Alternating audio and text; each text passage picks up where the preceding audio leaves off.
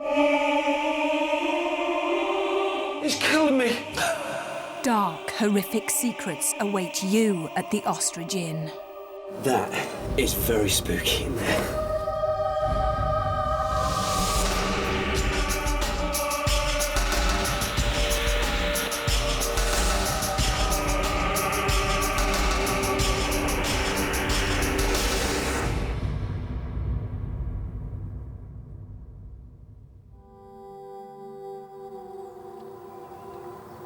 Hello and welcome to Most Haunted.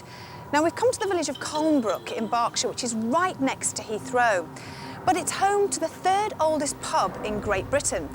Now the Ostrich Inn has the look and feel of a typical English village pub, but behind its quaint doors, apparently over 60 people met their deaths there hundreds of years ago in the most bizarre way.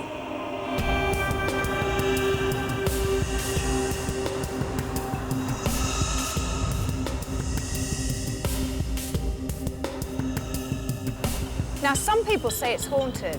Some say it's pure fabrication, which is a good marketing ploy. But to find out the truth, Most Haunted are going to spend 24 hours here. The inn dates back to 1103, and it's said in the 14th century an evil landlord called Jarman committed gruesome murders. His victims were weary travellers in need of refreshment and a bed for the night. Little did they know, it would be their last stopover.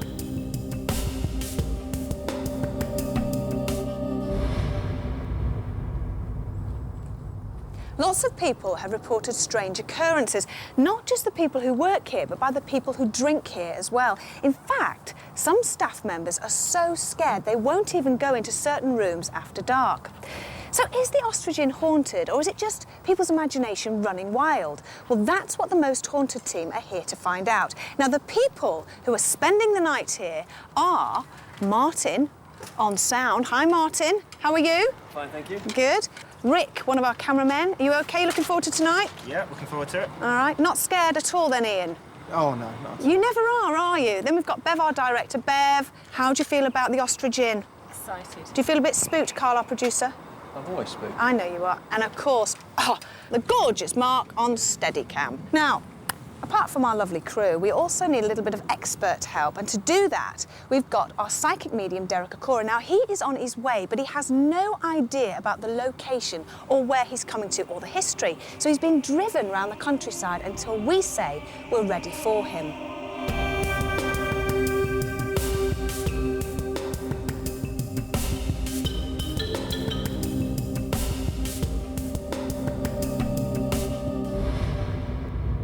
Now, another member of our team, of course, is parapsychologist Jason Carl. Now, Jason, you as a parapsychologist, if you're going to catch any paranormal activity, you're going to look for hard evidence, aren't you? Absolutely, yeah. How do you do that? Well, particularly here at the Ostrich, we're going to be using an electromagnetic field tester. This basically is registering the natural electromagnetic field, and if the natural field is disturbed, which is linked to ghost sightings and paranormal activity, allegedly, then this will tell me that with the sound. So we'll be looking for that. We're also going to use this, basically it's a thermal gun, and that looks for cold spots, unusual fluctuations in temperature. Which is quite common, isn't it? I've heard of that before. Well, it's linked to alleged ghost sightings, Okay. yeah. What are you expecting to pick up tonight? Well, I'm expecting to pick up absolutely nothing, but what I will be looking for is evidence that I can catch on the scientific equipment, which I can then say this is either a natural phenomenon or it's something I can't explain. We'll be looking for fluctuations. Now, when Derek Okora, the medium, starts actually working, he actually touches things and picks things up, sort of supposedly through his spirit guide Sam. How does that work? Well, it's only a theory, but it's known as psychometry, and that basically is where a medium or a sensitive will touch the actual fabric of either an object or, in this case, a building, and tune in psychically, if you will, to the building's history. And one of the reasons that people have come up with this theory is that, very much like tapes record sound magnetically, that buildings which have a magnetic pull, a magnetic force of their own, that somehow records things that happen, and that is sort of played back, if you like a tape, and that is what Derek is picking up on, allegedly.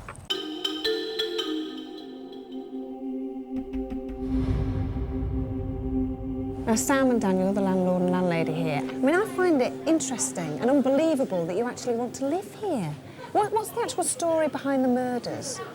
Well, it relates back to a gentleman called Jarman, who was a landlord in the 14th century time. And the story relates that he had a room upstairs called the Blue Room, and he used to put his rich guests in there to sleep. And when they were asleep, he used to pull a lever and they used to fall down the floor into a pot of boiling oil. And it's said that he killed 70 people. And you're all right with that, are you? You learn to live with it after a while. Is there any one particular room that you don't like being in after dark? Well, the Blue Room upstairs is a bit daunting at night time, especially when we can't get the electrics working in there. It starts flickering and making noise. Really? So it's a bit of a nightmare. And anything happened to you, Sam, at all? No, just occasionally when I'm down here on my own and it's really dark, I hear noises, but nothing major. We've had ghosts, or so they say, were ghosts floating through the pub. All since the roadwork started out front, they've disturbed all sorts of stuff. Generally, the whole of upstairs, the restaurant, all throughout the servery area upstairs, it's all a bit dodgy at night. You always feel something's happening. Any crashes, bangs, or anything All like the that? time. Yeah. All the time. Where would you hear those? Well, it normally happens when we're in our accommodation, and you can hear, because we're right next to the restaurant, and you can hear things what happen in the restaurant. You hear large bangs, all sorts of people talking, the odd footsteps going through the ceiling and stuff like that. What about yourselves? Do you believe in ghosts? I'm not a great believer. I'm very much believe in what I see. I hear a lot of things, but it could be anything explained. Until I actually see something myself, then I'm a bit in two minds over it, but I'm assured by all the staff that something is going on. And all the staff believe that there's something By all wrong? means. Almost every one of our staff's had some kind of incident through their time here.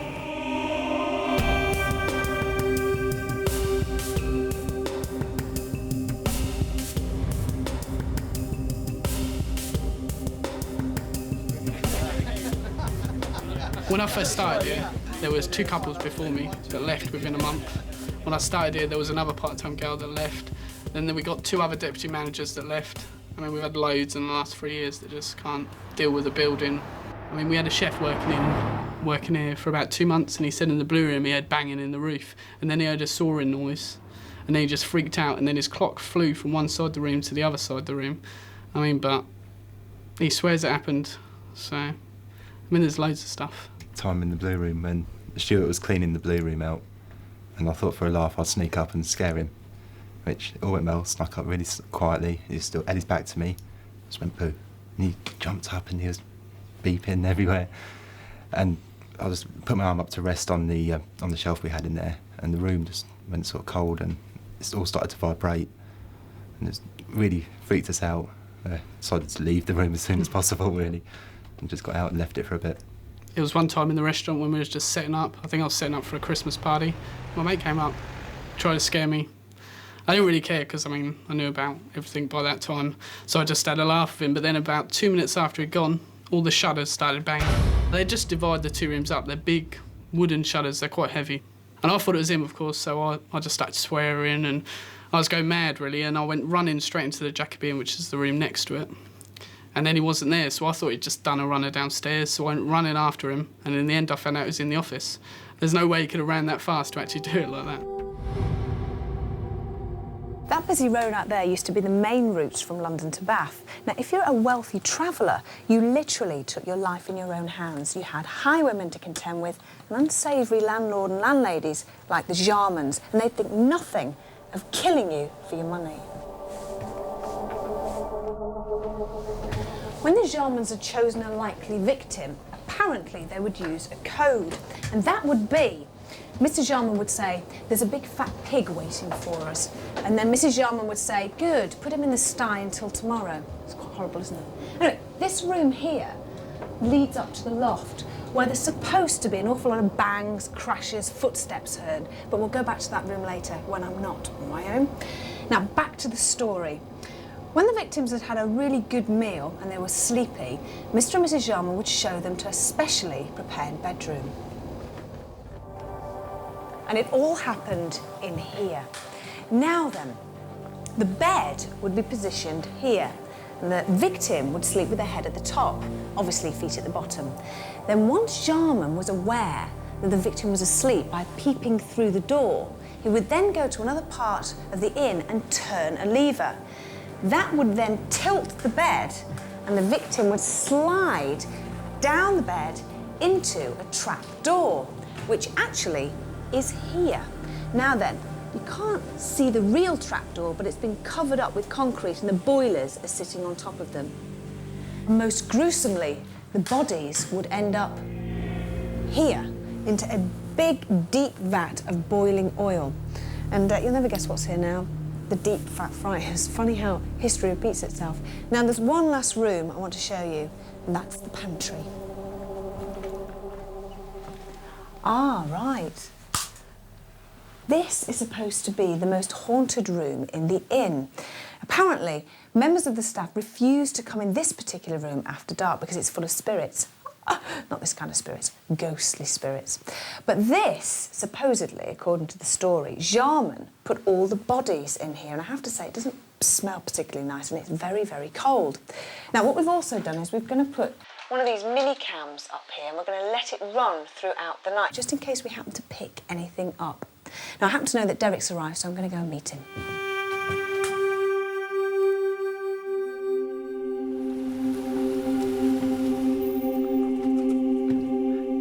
With the most haunted team complete, will we find a night at the Ostrich Inn too scary? And will Derek pick up on the gruesome murders?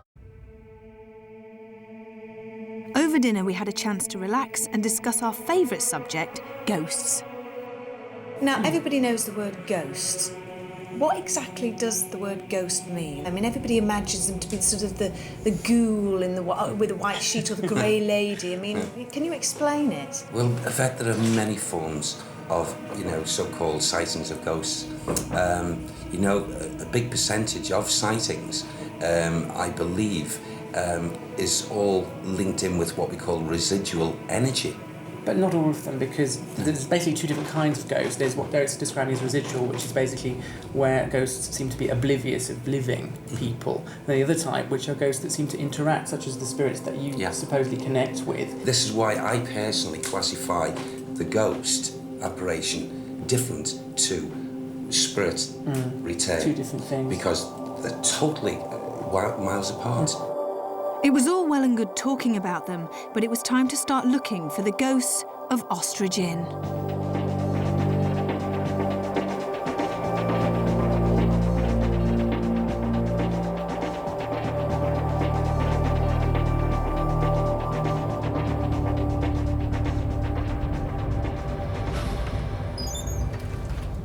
OK, Derek, Jason, let's start off in this room. Okay. Are you picking anything up at all? Well, it's most certainly not overactive at this point. There's a little bit of resid.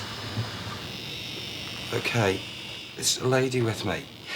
I feel as if I'm just engulfed in this beautiful, long dress with her. The purple, the grey, and the cream.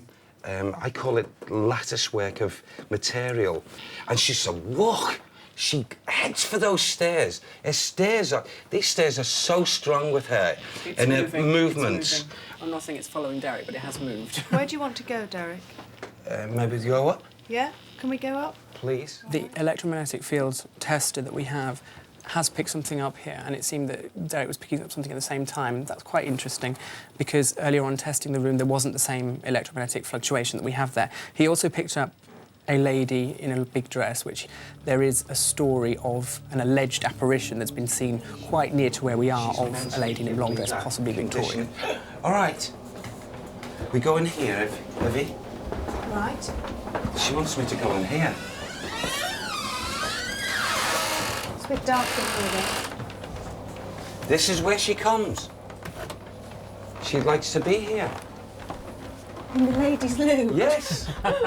She comes in here after her walking and the passageways, and she hints to me that there's a lady physical who's she was a little bit startled because the lady linked in with her and saw her, and she's sorry. She's sorry she startled the lady. Who's the lady, my dear? You're saying this was a living person that's interacted with the ghost in this room? Yes. And that you're picking up this happened recently? Or? Oh, it must have been recent or in time, because she looked into the mirror and she was aware of the lady here, the Victorian lady here at the back of her. And then I feel maybe, I don't know if this mirror was there, but she looked in and she could see her with this, and it was like the lady, poor love, must have felt as if her hair was standing on end and raced out of here. And she said she was like a wisp.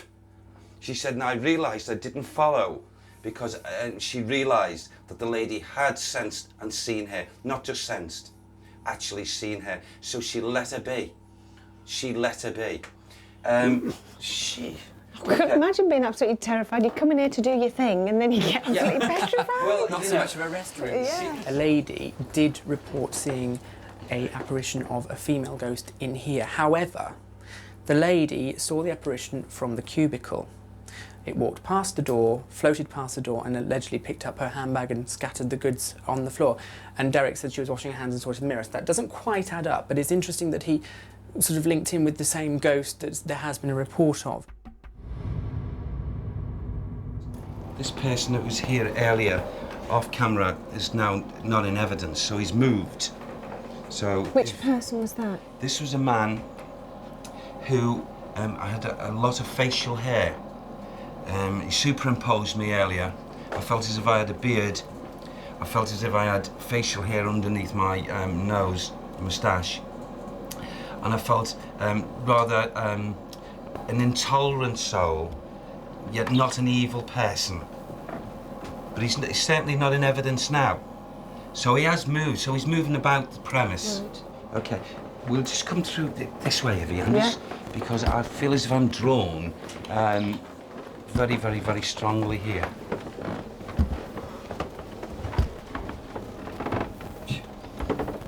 Now, earlier there was activity also to this aperture. Again, they've moved away, so maybe they're all, coming together. Maybe they want to do something in group form. I can't say I was exactly thrilled by the prospect of meeting a gang of ghosts, but Derek was determined to find out more.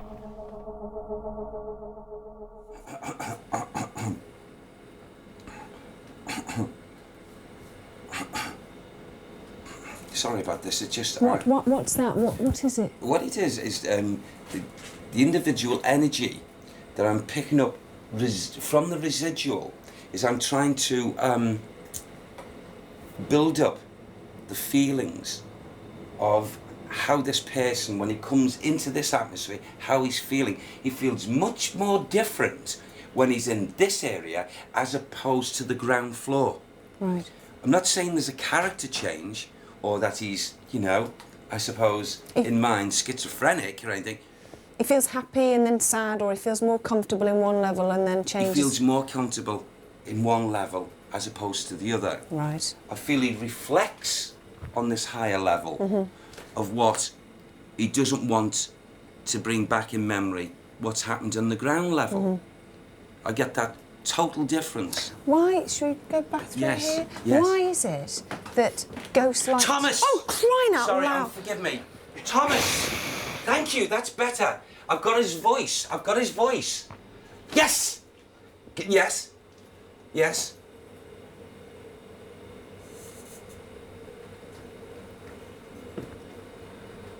Okay.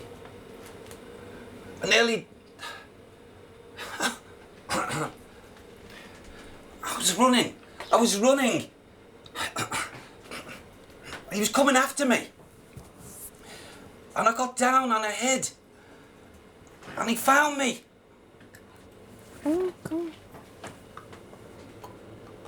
You all right? I've got a ligature around my neck. Take it off. Take it off. Sam, take it off. Oh, You okay? yeah. You okay? Okay, fine.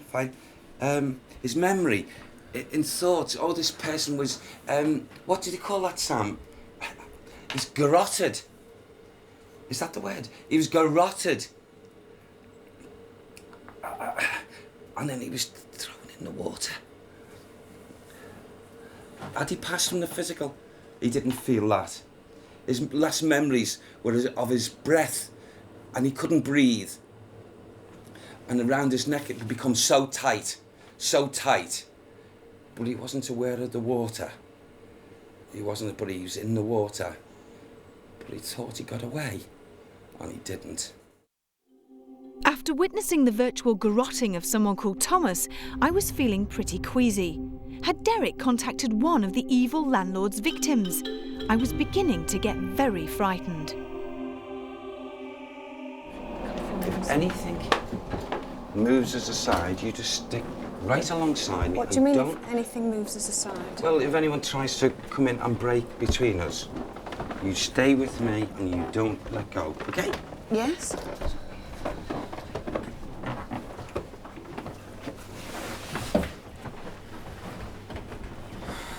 Okay.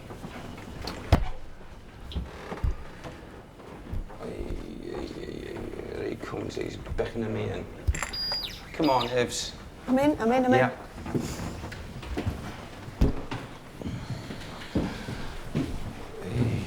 Okay. Don't you dare superimpose me. You of small mind. Yes, we come to expose you, my sir. Who's here? Yes, there's a man and a woman.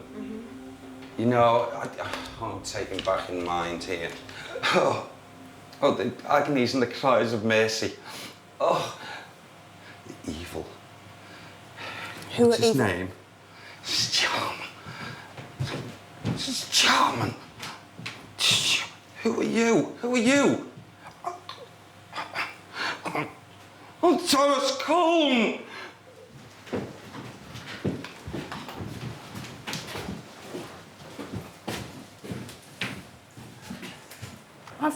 Whoa, what's that? Oh, I feel it, really cold. There is a cold spot around you.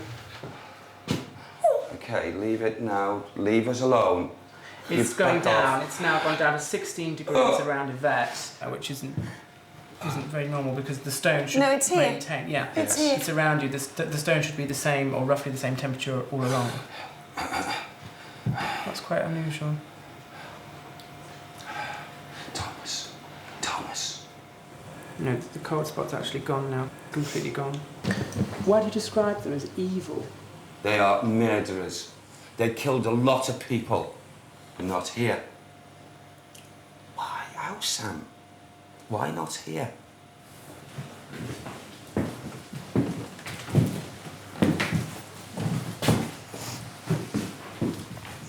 It's a trap. It was a trap, but this has changed. Oh, this is not the way it should be. They come through this door for the sleep. They didn't go out of that door. Sam, can you show me where? Yes, it's on the ground. Should we go down to the ground floor? Yes. Right, this is where I think we need to turn the lights off. It's interesting because we did have a temperature fluctuation. It was 4 degrees. What's more interesting about it than just it registering on my equipment was that Yvette noticed it at the time it happened and then it went. Now, without carrying out extensive tests about the temperature alterations in here, it's not possible to say that that is a paranormal experience, but it is odd that she experienced it at the same time I registered it. So something was altering the temperature, but how that happened, I can't say. As we know, we're more likely to encourage any paranormal activity with the lights off, so it was time to switch to night vision. Following you then, Derek. Now, just a moment ago, I was severely drawn. And I don't use that word lightly, severely drawn. Psychically, an impulse of drawing me into this kitchen area. And, you know, that feeling's even been enhanced even stronger now. And maybe it's, Come on, Yvette. Let him go through. Come with me. Oh, now this is on his terms. Whose terms? This man. Oh, God, it's so cold in here. It's so cold. Okay, we're on your terms. Jason, it's very Okay. cold in here. Oh, It's naturally cold in here Yeah. earlier on. Right. it's still chilling down. Okay. You see, oh, my head's swirling. But we're okay. And just swirling over one reason. Come on, let's go through here. You just stay with me, Yvette. Okay. This character's trying to play hide and seek. He's playing with us, he's toying with us. Who is this person? This is the man that was... Sam, can you give me a clearer picture, please? Because you know, it's like the energy's dropped on me. Go back, he says, go back. Go back. So we go back just this way, please. Maybe Sam can help me with this then. Come on, Sam. Oh, he's playing with us, all right. What's he doing? When you say he's playing with us, what do you mean? What he's doing, he's covering himself up. He knows the art of cover. He knows the art of cover. And it's like as if he's prompting us to go away from a place where he knows that we now know what has happened here. God, it comes all around me. What's coming all round you? The sense of dread. If that's plain, simple words, the sense of dread, the sense of losing my life. And yet I know that we are all protected. But I come here, that's better, Sam. And show me the picture. A lot of souls lost their lives here. A lot of poor, innocent, and I use the word very, very strongly, innocent souls within a matter of seconds, and yet leading up to as much as 2 to even 3 minutes, the agonizing feelings.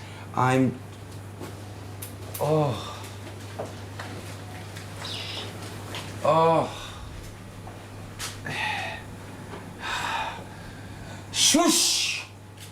I'm in this liquid. I can't get out. Help me, help me. I can't.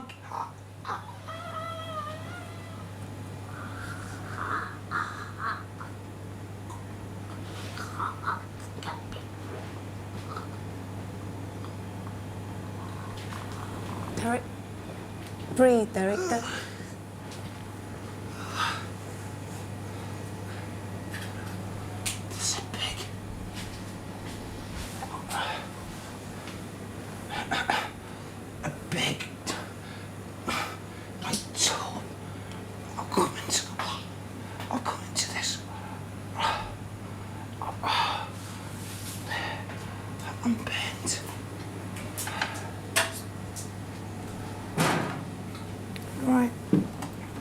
You're right.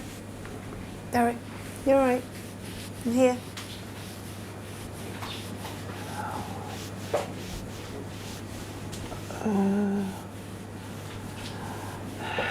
Derek?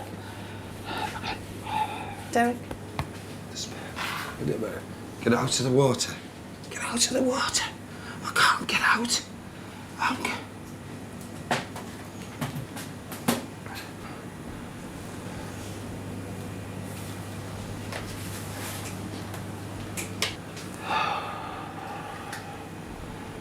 I'm out of the water.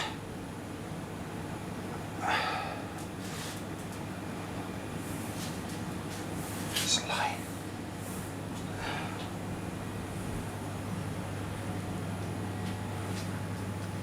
What are you seeing? It's me. In that. I'm here.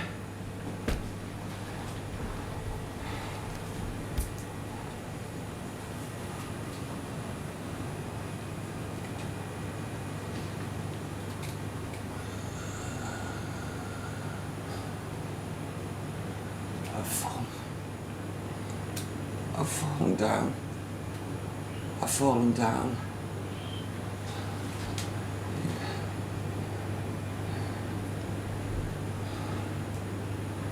I'm okay now.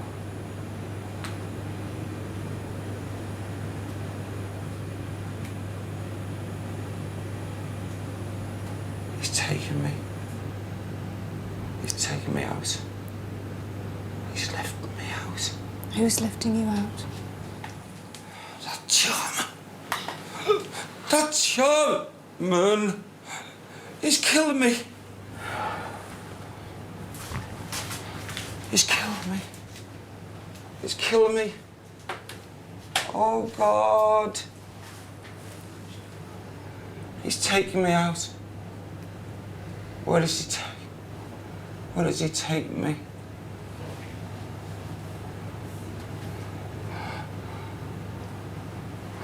Oh, God, no.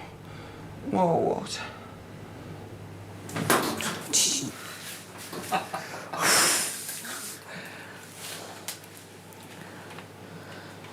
Who are you? I'm James Henry.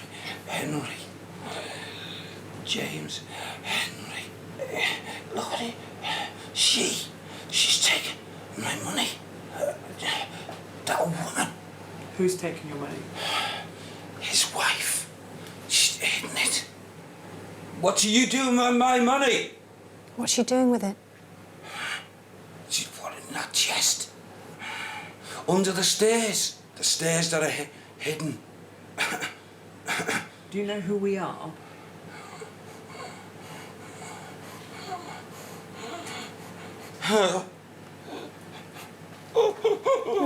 Shh.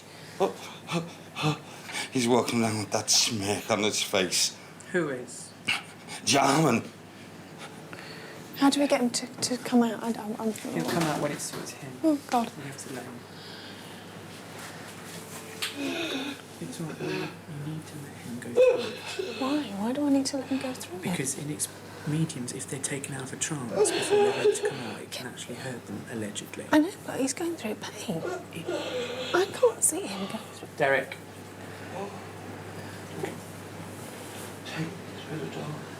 Take you to the door, did you say? The pantry. Do you want to go to the pantry? Yes. Come on then, we'll Stand take you. Come on. We'll take you to the pantry. There, come with us. Come on. Derek, can you hear me? Oh, my. Your legs okay? Yeah. You're all right. Okay, yeah, I'm fine. You're all right. This was the first time any member of the crew had witnessed a medium go into such an intense trance. It made us all a bit jumpy.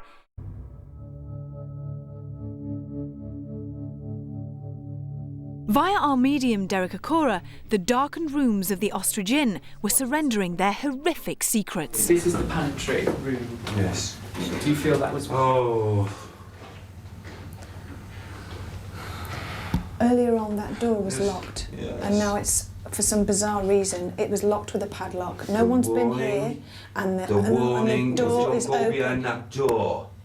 Could you just, possibly just open the door ajar a bit?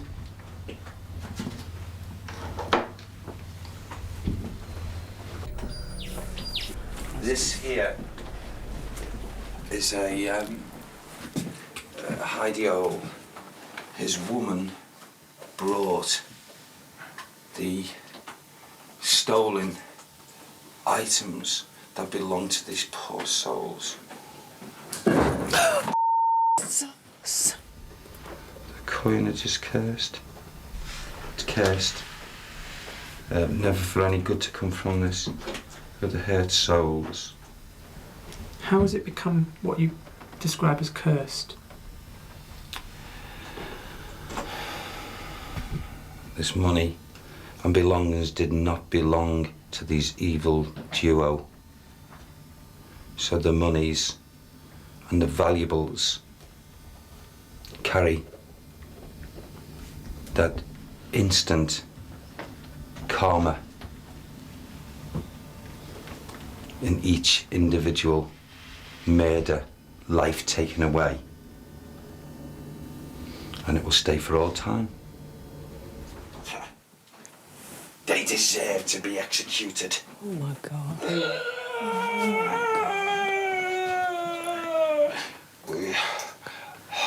We all stood and applauded.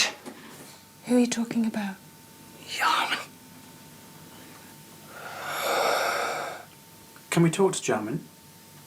I want to speak to him. I want to speak to him. Go find him.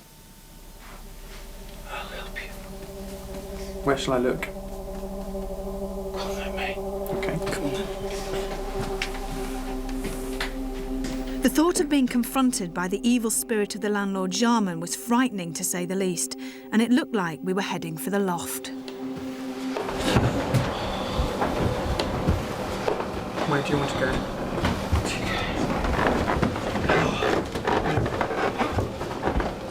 Somebody get in front quickly.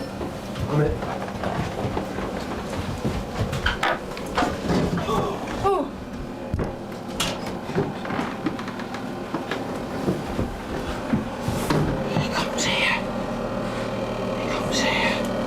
Who does, Jarman? Yes. I've got you behind. I've got you behind. He hides here. He hides here.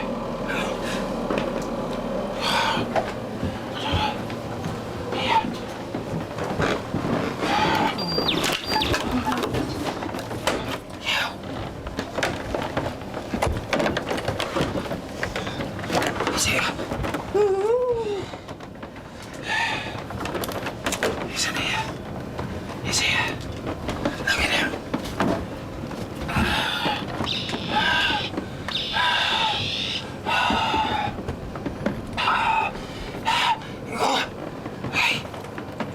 Is he saying anything to you? He's past you.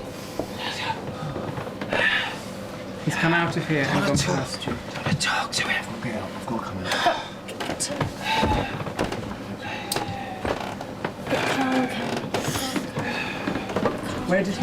Where has he gone? You're saying he's come out of here and he's moved past you. Just And tell where us has he what's gone the to? matter. Couldn't breathe. Up here.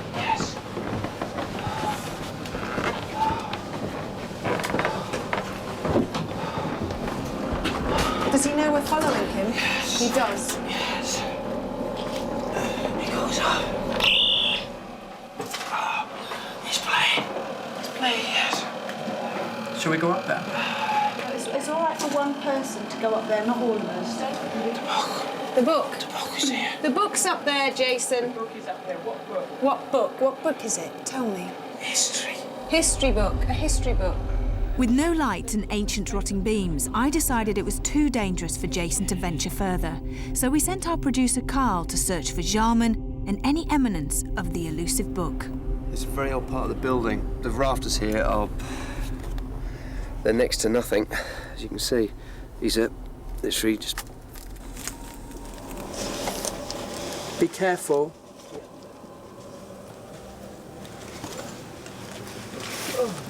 Small room would be over here. I'm just going to grab this torch. Carl has climbed through into the far attic. We've climbed through to the far attic. Is he in the right space for the book? place. Yes, yes. What is the book buried underneath something? Because there's nothing in the area that you can see. There's lots of rubble here, though. Well, there's lots of rubble.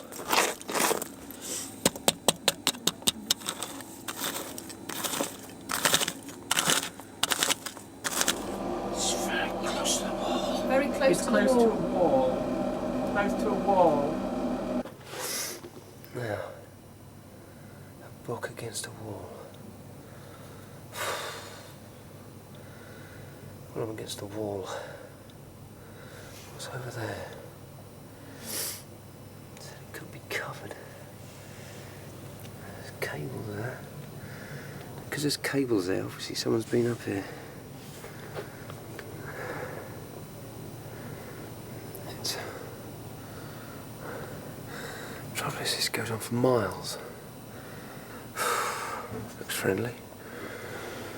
I'm not having any luck with this book, guys. It was there. It was there. It was there. It was there, It still is, No, but it they've still built is there. over it. but they've covered over it. There's 2 layers of plaster, so it's possible something could have been covered over. I love it when I get cobwebs on my face in a haunted house.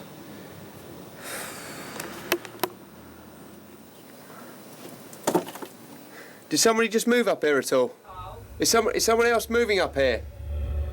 I just need to know if anyone else has been up here or thrown anything up. No, no one's come up. Right. I've gone down and that's it. No one else has gone up. I've just had a major it was like a a shuffling sound, like something had been thrown. I'm hearing noises upstairs, guys. Right, hang on. Carl? Yeah, can you just shine that torch so I know you're out over there, because it's getting a bit airy up here. Sorry, I'm a bit of a girl's blouse. Give me something I can punch and I'm all right.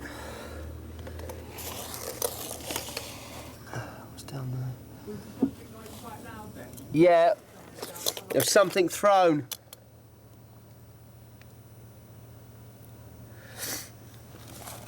Is there anything here?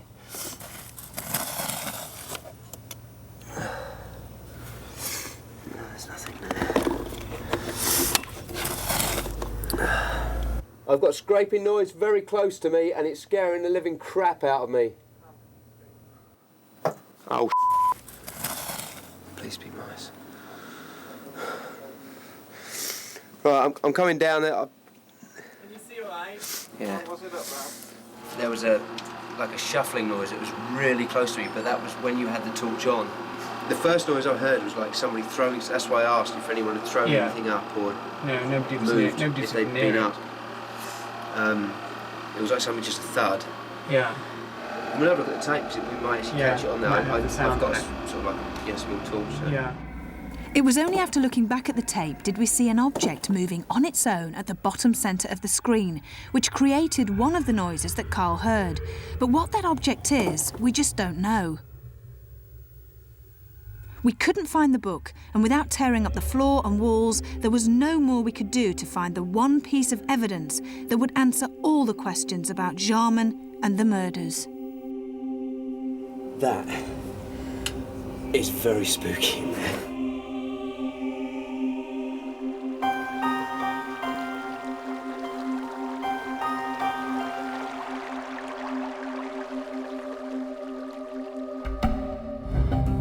I was surprised yesterday because something happened to me in this pub which I can't explain. Now, that doesn't mean it was paranormal. It means that, given hindsight, I've thought about it for quite a lot, and I still can't explain it, and that's interesting to me because it's one of the very few things in my career as a parapsychologist that I can't explain. The crew were outside filming at the time, and I was talking to some staff members inside the pub, and I wanted to look at what is termed the bottle room, or the small room beyond the kitchen. And it was locked, and when we went in, there was an incredibly strong, pungent stench, is the way I can describe it, which made me almost retch. It made me feel sick.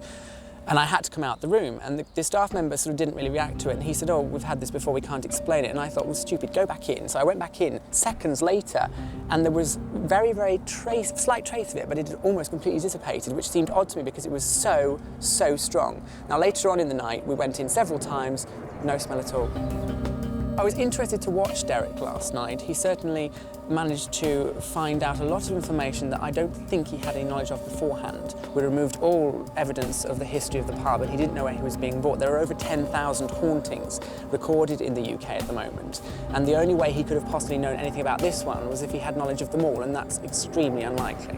What actually happened, in short, was the feeling of allowing myself to be taken over, so to speak, to go into a transfixed state and allowing a spirit entity to voice their opinion of exactly their experiences in the property.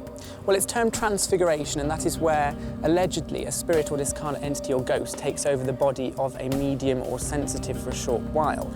I believe personally that last night Derek believed that that was what was happening to him, but whether it really was is a matter of personal opinion. Well, it was pointed out quite clearly by Sam that provided the book was retrieved and what have you, which is still there, a lot of the negative activity would cease forthwith. I personally don't buy into this story about the Jarmans killing people and constructing some awkward bed mechanism and dumping them in a vat of fat or boiling oil. It seems to me a lot of unnecessary hassle. If you're going to murder somebody, surely just slit their throat. I think it's interesting Derek picked up on the information because the story is very much associated with the building, but whether that story is true or false is something different. Well, that's it. We've come to the end of our 24-hour stint, and I can safely say that each and every one of us has red eyes and we're feeling incredibly tired and grumpy. Join us on the next location. Until then, we're all going to bed, and if you are, sleep tight.